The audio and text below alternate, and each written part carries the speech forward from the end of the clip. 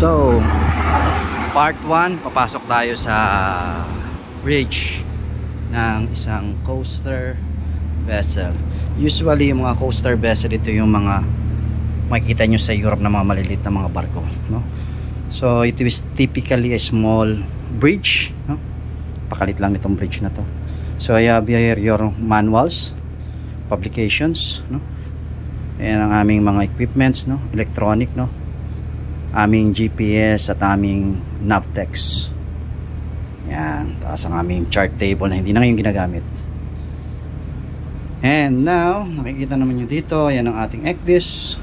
You have here some panels, your communication system na very compact. So basically this is just it, no? Ganito lang siya kalaki. Okay? Watch me on my next video para malaman natin yung mga isa-isang mga equipment dito on board. See you later.